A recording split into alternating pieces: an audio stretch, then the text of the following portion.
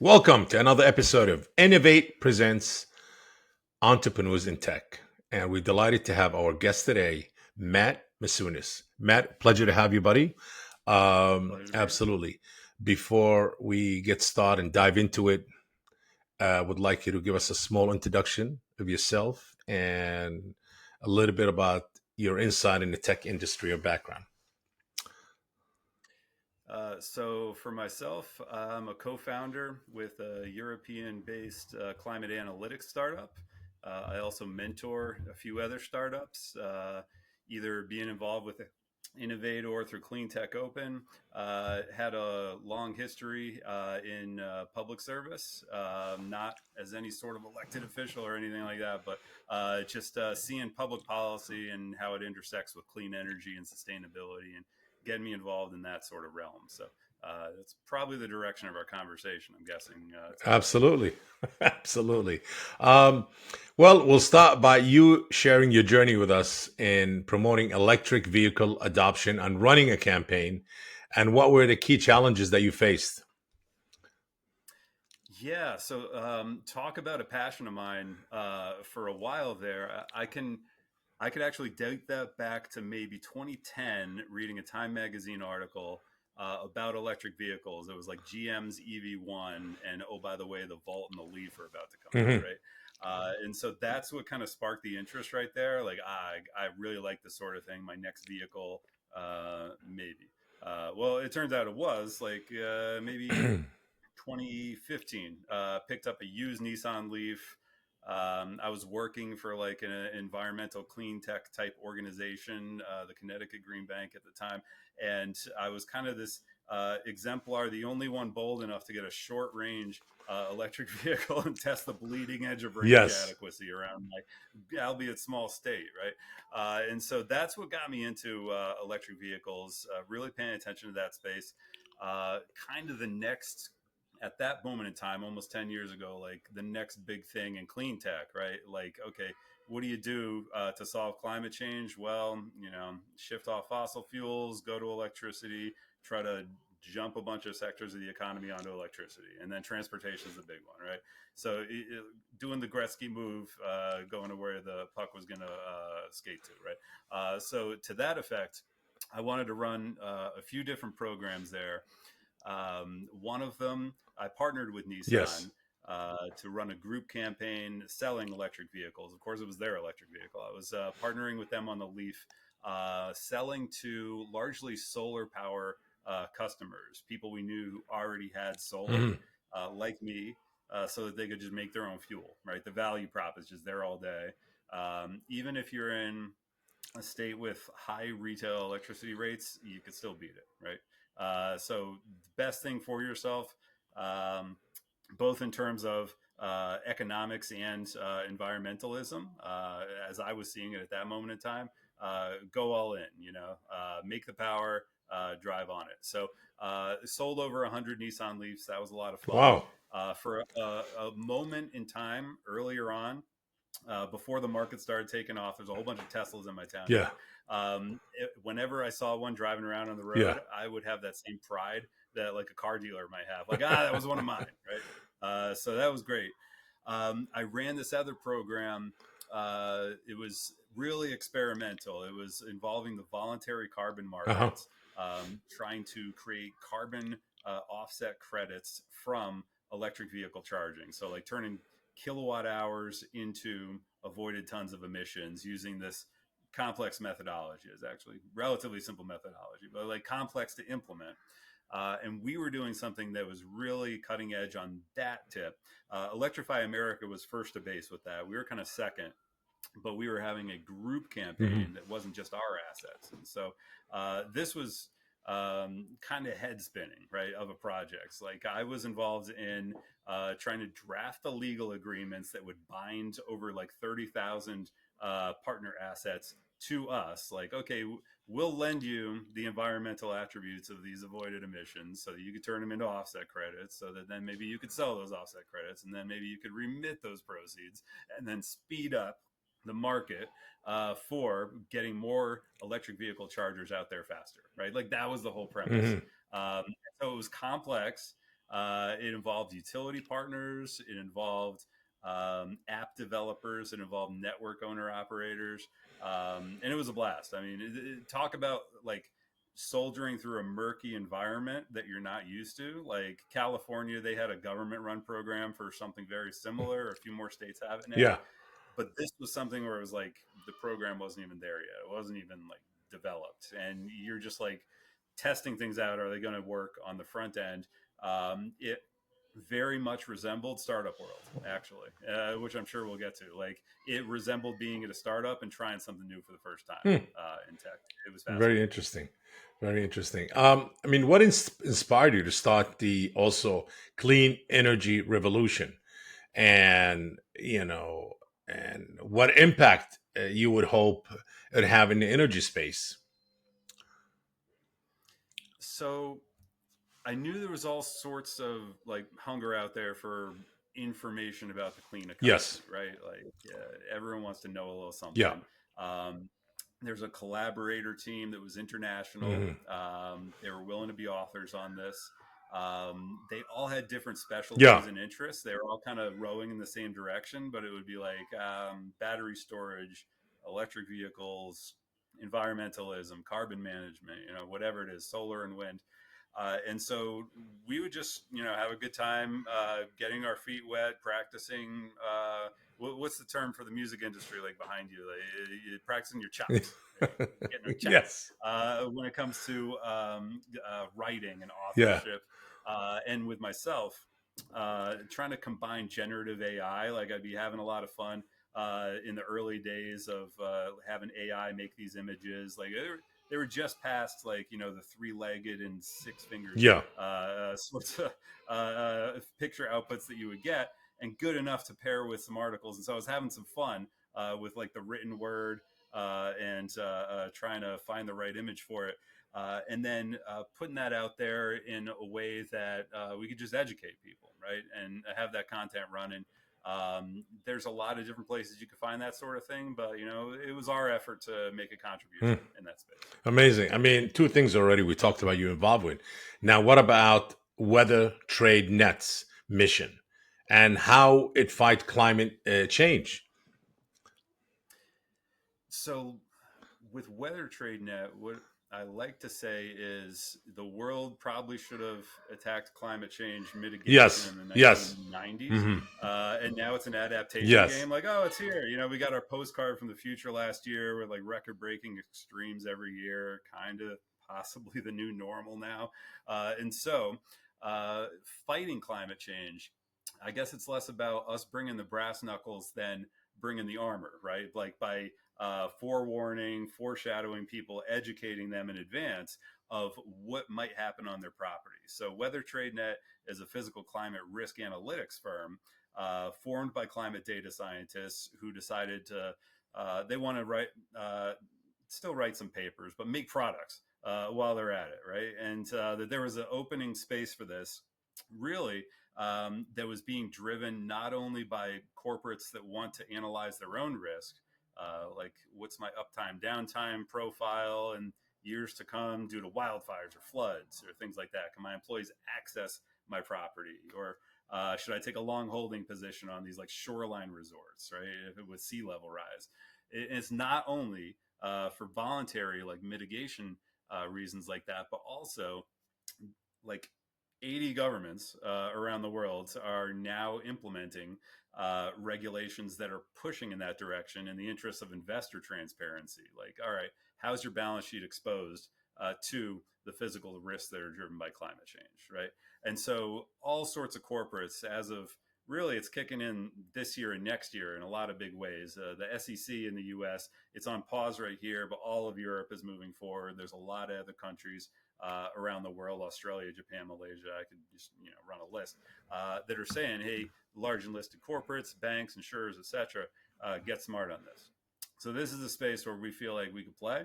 And it's a blessing I could contribute on this team, helping them out as a kind of B2B spot player, strategy, Hmm. Swiss Army knife, to the extent I can support. So Weather Trade Net, yeah, that's what they do. They'll kind of forewarn with regards to that sort of thing. We made, I'd be remiss, Bob, if I didn't even mention we made a free web app. It's the simplest possible depiction of our product you can imagine, but it's still informative as to the type of thing we can do. You can go to yourclimaterisk.com and just see what it looks like for your area. Your greatest, Yourclimaterisk.com. For our viewers and listeners, your yourclimaterisk.com. greatest risk now, your greatest risk in 10 years. Absolutely. Before I jump into your green bank that the project that you worked on at Green Bank, I want to ask one thing. I want to go back to the electric cars. And Yeah. I'm not a scientist or an engineer. Why a lot of these electric car companies they're not doing self charge through solar, whether it's in the paint or Mm. or in the glass, like the roof. Like, why don't they make it a? Is it doesn't generate enough power for it to run? Does it have to be always plugged in by regular electricity and always electricity? We all know how electricity being generated. So I mean, you want clean air and clean energy and all of that. Wouldn't it be that kind of really kind of saying, okay, now we are kind of with the message, like the message is accurate. Oh, let's have clean air, but we need to plug in electricity. But how is electricity being generated? So, you know what Right. I I mean? mean, you got coal burners in some jurisdictions still, right? It's still cleaner to drive electric, even on that basis, than a gas powered vehicle, but still the emissions are somewhere in that But could it be at least case. for vehicles? Forget about trucks, trains, ships, fire jet fighters, airplanes. It doesn't have maybe the power yet to power that. I don't know. Again, I'm not an engineer. I'm just saying. But could we? And neither am I, but you do know because you hit on the right answer. So going back to that Time Yeah. Magazine article Yes. I was reading in 2020, Yes. like the sort of depiction that they would have, and this is still true for these like cross country single person racers. Mhm. Those are the sorts of things that have electric, or sorry, solar panels on the roofs, right? On the spoiler of my retro style Nissan Leaf, I got some solar panels, but it's really meant to recharge like the car battery and the AC. That's sort of not the traction battery because that requires too much power for just a single solar module Mhm. pasted onto a roof. Right? There's a lot of experimentation going on about that. There's other sorts of formats going, if you'll let me, into the heavy duty sector that folks are Mhm. trying. Over in Europe, they got the catenary lines for the heavy duty. Um, Going back to my nerding out on my video game days, like the F Zero recharge strip, right? Like you drive over this sort of road embedded Yes. electricity conveyance, and you can charge the battery a bit. So some like roundabout town transit buses, they already do that sort of thing. Generally speaking, yeah, it's that the electric grid, they've got the 100% uptime. They've got the volume of power that they could push out to a vehicle that you need for a traction battery, Got it. which just takes more. Got it. Um, let's talk about your the project that you worked on at Green Bank and how did they advance energy? Ooh, so there was a few Yes. projects like during my last few years over there. It was like my title just kind of changed depending on what I was trying to do. Like as kind of a strategic projects guy Yeah. for the most part. One of them had to do with being involved in solarized campaigns, right? I mean, some of the earlier campaigns I was talking about with electric vehicles, that was all under them too. It's an innovation agency. They deal with financing commercializable clean tech, like finding the gaps where some deployment multiplier is needed, right? So that's what they do. When it comes to campaigns other than electric vehicles. The solarized campaigns, I was involved in that. I was actually involved in that from the community perspective the year before I went to the Green Bank, trying to knock on doors and get other people to go solar, because then when I got solar, the group purchase would become that much more affordable. It was this kind of time limited group purchase offer to make everything more affordable when it comes to the acquisition of solar. And so involved on that side with community campaigns, involved in trying to pass some laws because they were what's called it's like a half state agency. They're like a creature of law. So if you want to play offense or defense on anything, you need to pass a law, right? So we did some creative stuff over there. I can't lay claim to any of this, even though I was the go between, like, intergovernmental guy, because that's always been my area, studying public administration, politics, things like that. And so, for that reason, I'd be the guy on the ground trying to talk to lawmakers, like, all right, let's establish a program that could create renewable energy credits from people's solar that they have on their Hmm. residences, which wasn't a thing up to that moment in time. And then use those proceeds to help finance more people getting solar on their residences, right? So all sorts of innovative things like that, augmenting um, CPACE, the Commercial Property Assessed Clean Energy Program. We were doing that, writing into our charter, so to speak, what's called environmental infrastructure. So, kind of expanding out the Green Bank's mandate just from clean energy to being more like a pan environmental sort of financing Hmm. organization, because that's where, as clean tech is maturing, you're actually finding these other areas. There's like, can we apply financing to this too? Could we use those same principles to help out with, let's say, nature conservation, biodiversity, low carbon agriculture, whatever it is. And so, that was a lot of fun, right? There was also a lot of not fun places, right?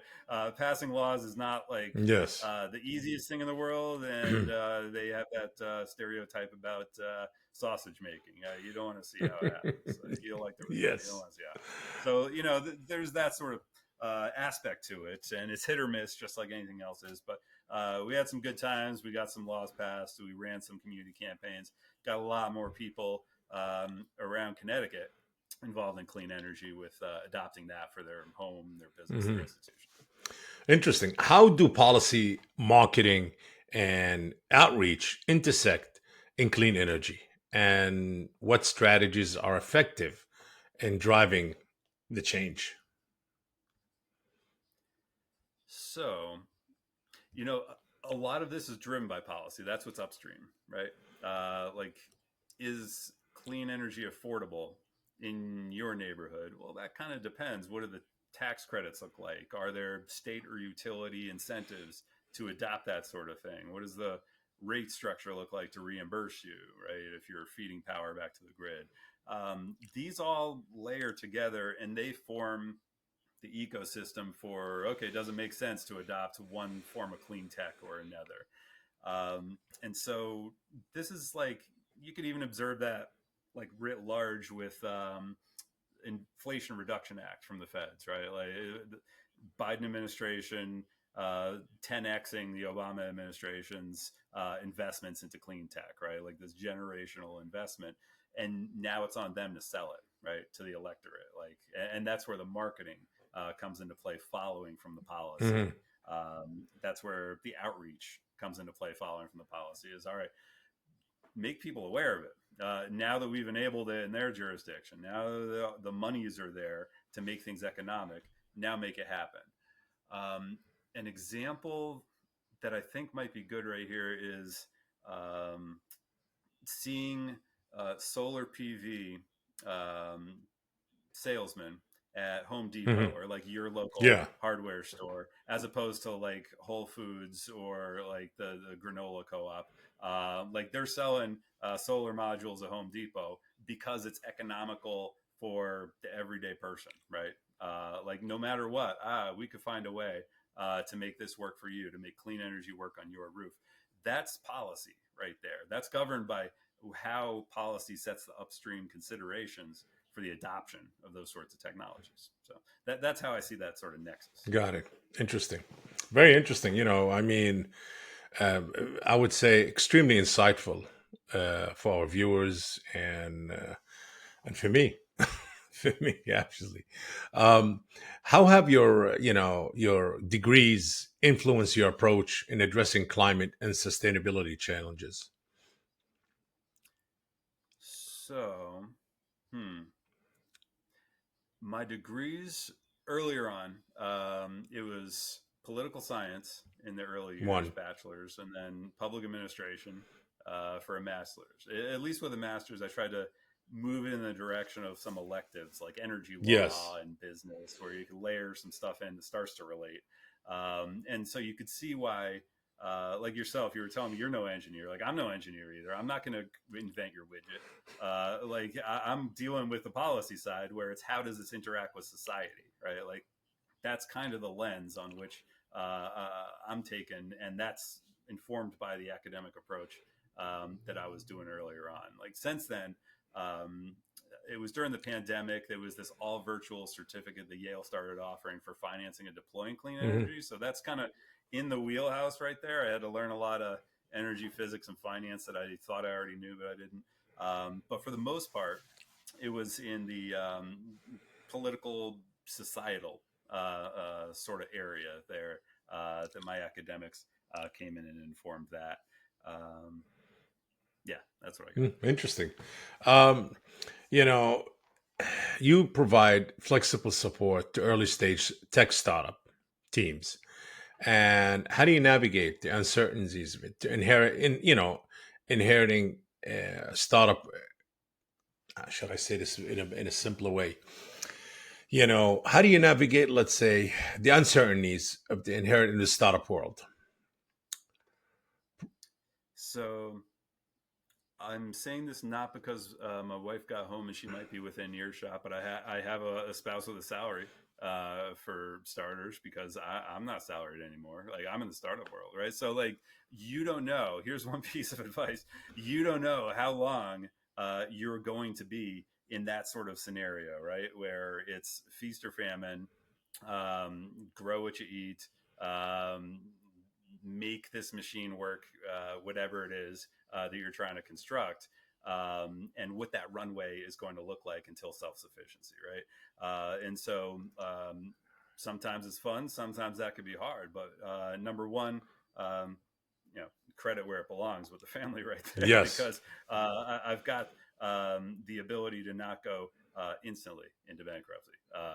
Working in the startup world, right? You got to fall back on the cushion that you've tried to build up Yes. through that moment of Yes. time. And so that's, not to skip ahead, but number one, like piece of advice for potential entrepreneurs, be ready for that slog, right?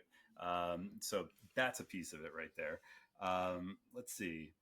As far as the rest, I mean, some ideas that are out there from entrepreneurs and startups, they could beat others, but um, for how I assess that, I mean, I just get better with experience over time. Just you see more, there's more observations, and you can integrate that in better in terms of assessing the potential, the capacity, the risk factors that are involved in jumping in on something, right? Whether it's uh, we think we've engineered a widget or 1/10 of what goes into that widget and to make it incrementally better. Is there a market for that, right? Is it a sole supplier market, or do you have a million potential customers out there in 15 years time? Like it's not like anyone knows that instantly right off the bat, but like being able to assess the particulars and the attributes of a situation as one is examining what these brilliant innovators are trying to do out there,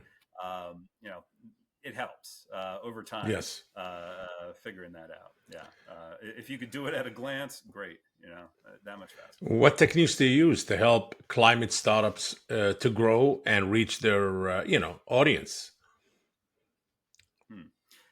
Well, I've certainly jumped in on, like I said before, I was a spot player, right? Or I am a bit of a Swiss Army knife. I'm not going to invent your widget, but like I've jumped in on like grant writing plenty of times. That requires continual refinement.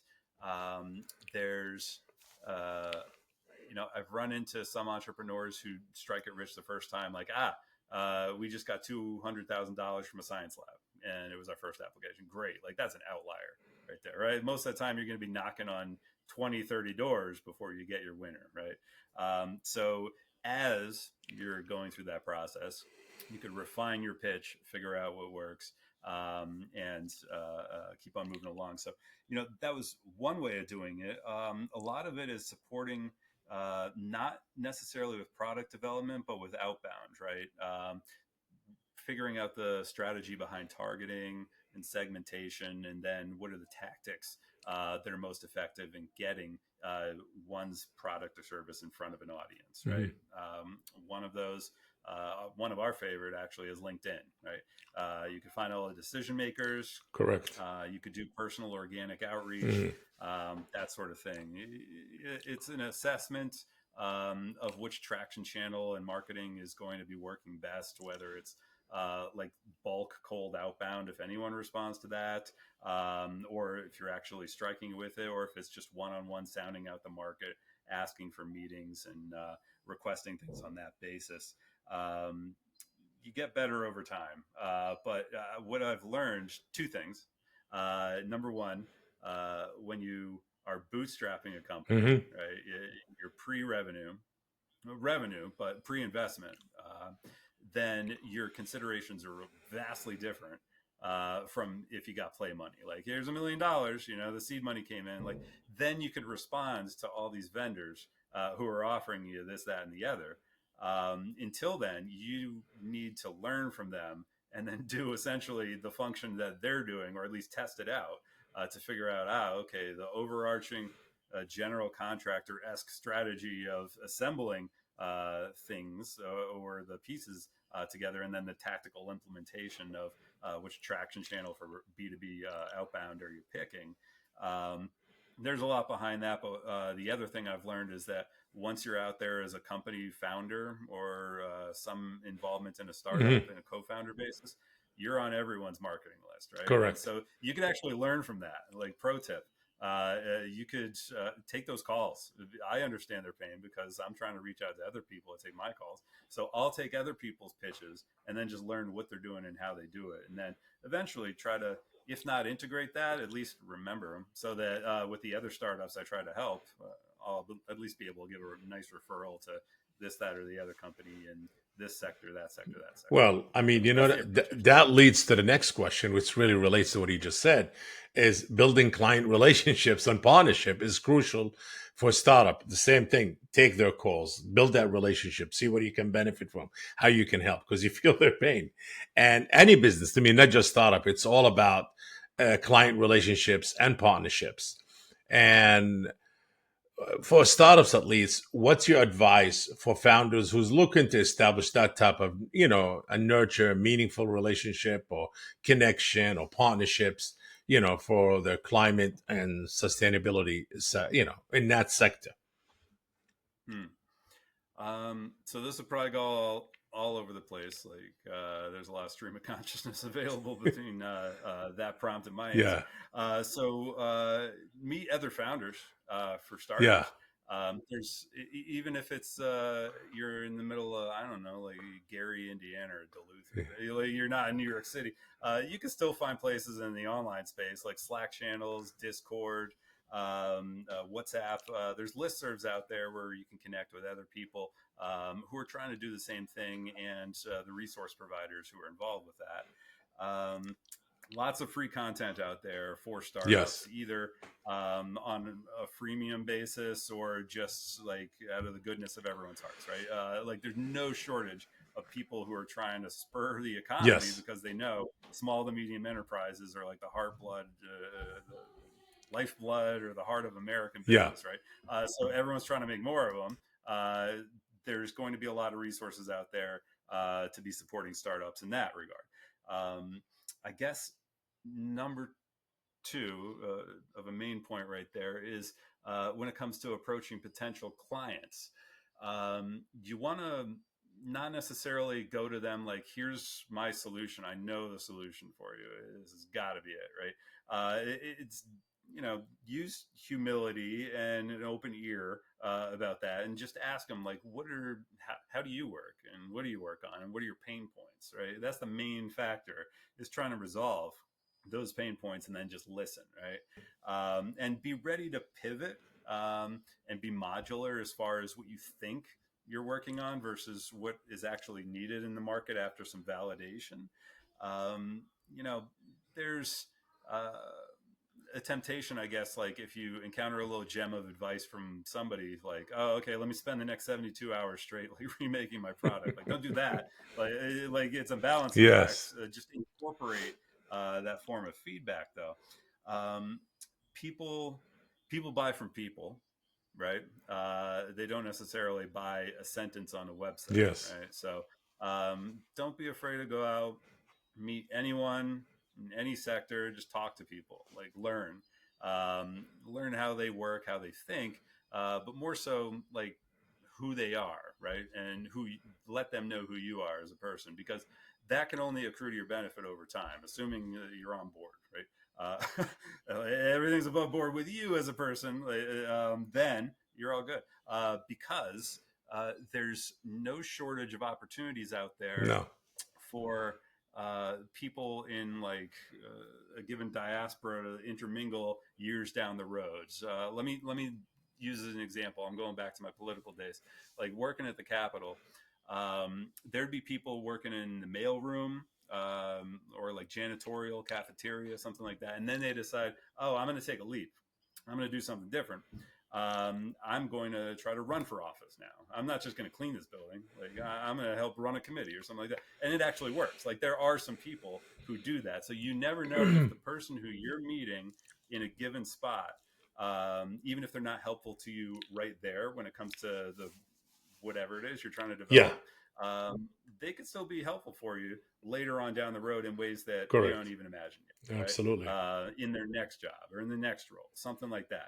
So just get out there and be known, even if you're not putting your product in their face, or validating it per se. Um, you know, find people to talk to. I guess is the right thing right there. Yes. And don't shy away from um, coaching on a variety of fronts, right? Career, personal, whatever it is. Just find sources of strength and people that are willing to make you better, and then lean into that. Yes. That's I for sure. agree. Totally agree. Um, so, you know, my next thing, Matt, is what aspiration and goals you have for the future, both personally and professionally. In terms of driving positive change in the climate and sustainability landscape. So I'm not going to tell you like I want to be the VP of whatever for whatever, it's not going to look like that. It is just like more generalistic. Like I want to drive positive change, right? Like net zero, Yes. climate adaptation, any sort of capacity that I might bring to make connections for others or mobilize like people and capital toward a more just society. Yes. I'm down for it, right? Like it's kind of that approach that I would take when it comes to just like you, actually. I mean, what with Innovate or my work with Clean Tech Open, or whatever it is, just helping others achieve their dreams, helping other innovators find those places for success, and lending one's own knowledge and Yes. expertise toward that, because that is a multiplier effect that goes well beyond yourself, right? So Absolutely. there's few things more rewarding than encountering others out there who ask for your support, advice, mentorship, that sort of thing. It's a rewarding thing, right? And so I guess even though I don't call myself a coach in any official way, like that might be the highest aspiration down the road when it comes to like what do you want to do with people, right? You just gave me a tagline idea. Achieve your dreams by helping others to achieve their dreams. Exactly. That's it. That's exactly it. Yes. You heard it first on Entrepreneurs on Tech with Matt. Um, Matt, anything you want to share with us? Something upcoming in the near future you want to advertise or promote or mentions like, hey, yes, I have a, tell us for our listeners and viewers to look for, maybe they'll find you in Capitol Hill soon somewhere. Hopefully in the right format, Yes, in the right format. not being escorted by bailiffs No, or no, anything like that. no. Yeah, shame on me, I guess, if I didn't bring it back to my own startup. So visit weathertrade.net. We're always debuting new products and promotions. It's price points and ideas Yeah, are spanning the gamut, right? As far as what we might be able to offer, it's an early stage company in an area that's ballooning in terms of global interest in climate change adaptation and resilience. So visit weathertrade.net. I would just direct you there. As for the rest, go to innovate.ai. Did I get your website right, Bob? absolutely. Innovate.ai, our I startup want to platform. promote that too. Yes, Yeah, exactly. It's a startup platform. I'm excited about it. yes. And I'm looking forward to seeing what it's going to be doing in the months and Oh years to well, come it will next. definitely, absolutely. With the help of such ambassadors like yourself and others, and definitely with the message that we're giving out there, a positive message, a clean energy and clean AI. There's no dirty AI, but clean AI. Definitely, yes. It depends on who's using the AI. Exactly. Yes, absolutely. You know, And from what I know of that, some of the more, let's say, like, I don't even know the words, but like music, technology, video, audio, yes. graphics, video game, things like that. Uh, Anything AV. I'm real excited about it because I dabbled in those worlds. I was a DJ in a past life. I like to make beats, and so it thrills me to no end just talking to a guy who's got a record over his shoulder for his background. You know what I'm saying? Well, So like, there's a lot of fun to be had when it absolutely, comes to innovating absolutely. AI. And listen, I look at it this way. The most common universal language are two things: music and technology. These are the two that actually the thriving power behind humanity. That's how I feel. You know, music makes everybody happy, and technology takes everybody forward, thrive, progress. And I think we should really focus, if we focus as human on being happy and to progress forward by advancing and learning and adapting new ways of technology. And I think Earth will be a better place, a great place to be in. Because I think anything we want to know, all the answers, it's all in technology. The more we progress, the more we get closer to what we want to know. Not the whole picture, but at least what we want to know. It's all in technology. We need to keep advancing, keep learning, keep adapting new ways of communicating, working, doing things. Not the old was bad, no, but you got to start from some point somehow. You got to start somewhere. And from there, you just keep building, progressing forward and going. This is my You, philosophy. Again, I'm not a your philosopher or philosophy. professor, but this is my own philosophy. I started as a philosophy Yeah. major, and I was like, I could be a monk or a teacher. I'm not going to keep doing this. But you're sending my heart aflutter in a way Deepak Chopra never could, Yeah. Bob. I think that's a lot of the truth right there at its Yeah. soul. I would add math Yes. as a universal language, Yes. but I was never good at it, so I really can't. I can't boost it. Well, I'm not a great at math Uh, either, but But great. You know what, Matt? It was a interesting, lighthearted, and insightful interview. I definitely enjoyed it. Would love to have you again in the near future. And it I was appreciate the it was invite. a pleasure. Absolutely. And again, to the audience and to our viewers and listeners, thank you for joining us today on Innovate Presents and Entrepreneurs in Tech. And be sure to connect with us on socials, on social media. And until next time, keep innovating and stay curious. I always say that. Keep innovating and stay curious. And that's it. See you till next time. Probably be next week. Definitely. Thank you again, sir. Appreciate it. Thanks, Bob. Take care. My pleasure. If you enjoyed today's episode, make sure to share Innovate Presents Entrepreneurs in Tech podcast. And if you're joining us on YouTube, please like this video and subscribe to the channel. Until next time.